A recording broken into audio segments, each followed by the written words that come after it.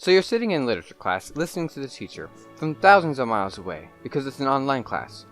Anyway, she keeps throwing out terms such as genre, mode, character charts, and others. What do they mean? Well, because I was zoning out in class, I later looked them up in my resource book, Poetics.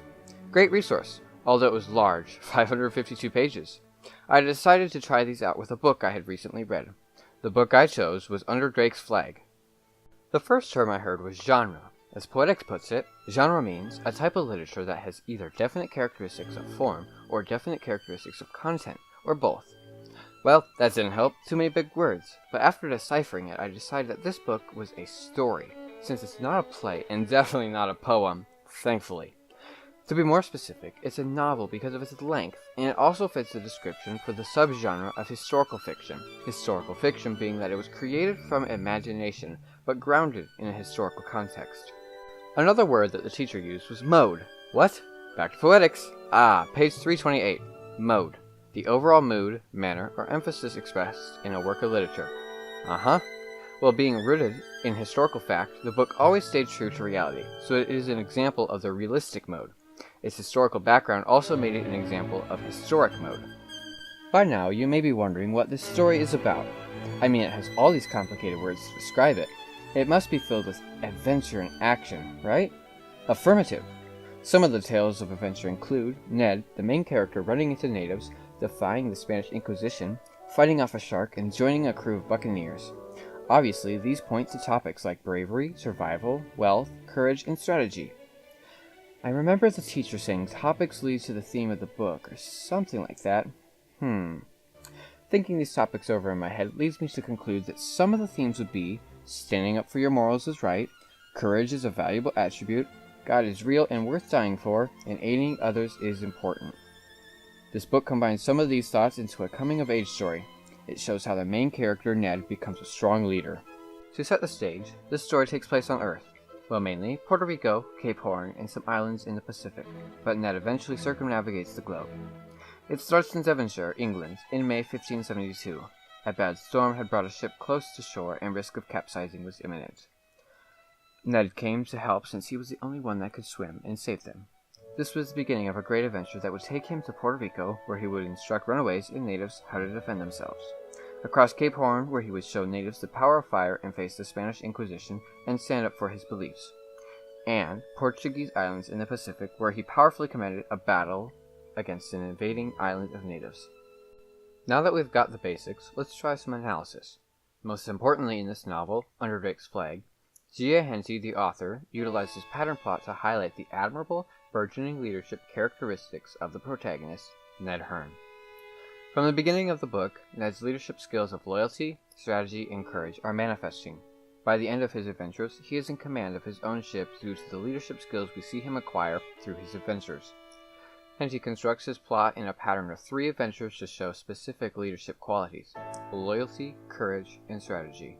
In fact, Ned's experiment in living in Puerto Rico is a nice place to start to examine his budding skills in the art of leading. Ned's main experiment in this trip and the rest of the story is to help others because it is right, so he aids others whenever and wherever they may be. The first example of this is his initial physical conflict with Giles Taunton, the ship's armorer, and then later with a shark. Before his tussle with Giles Taunton, Ned made a pact with his newfound friends, Gerald, Tom, and Reuben, that if any one of them was in trouble, the rest would come immediately to aid. As Reuben was passing by Giles, he turned round and struck him on the head with a broom. The boy gave a long whistle, and in a moment, to the astonishment of the armorer, the other 3 lads rushed up and at once assailed him with fury. Here we see that despite Taunton's seniority, Ned is loyal to the pact with his friends and to his experiment in living to help those in need. In the case of the shark, both Ned and Tom were in the water a great distance away from the ship. But Ned was confident and encouraged Tom. "Keep up your spirits, Tom. I will be with you." Ned was able to distract the shark away from Tom, and then punched it, and then stabbed it repeatedly until it eventually gave up and swam away. This event showed his loyalty to his friend and highlighted his courage. On Ned's second journey, the focus is to draw out Ned's leadership skills through his valiant courage. After Ned and Tom crossed Cape Horn, they came to a Spanish town and were caught and faced the Spanish Inquisition. As they were questioned by the judge, Ned spoke and affirmed his beliefs. We are perfectly resolved to maintain the religion of our fathers. As Englishmen, we protest against this outrage. Eventually they escaped and were able to meet back up with the crew. Clearly, Ned had shown through his courage that he was a leader. In his third separation, he is in the Pacific Ocean near Portuguese Islands. The ship gets lodged on a reef, so Ned and his friends volunteer to go and search for another way. Once they land on an island, they meet Indians and have adventures and conflicts with them. They eventually come to a Portuguese governor, and Ned leads the small group of soldiers on the island against an attack from Indians. Because of his planning and forethought, they are able to defeat these Indians. They eventually return home, but a war breaks out between Spain and England, so Ned is given a ship to command against the Spanish, and wins the battle with Captain Drake.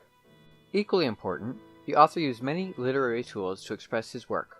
One of the tools I enjoyed was imagery. Here's a quick example. At first, great volumes of white smoke poured up, then the leaves crackled, and presently a tongue of flame shot up, rising high and higher till a great bonfire blazed away far above their heads. This is a great quote. Not only is it descriptive, but it also has a metaphor. The imagery made it lifelike and more relatable.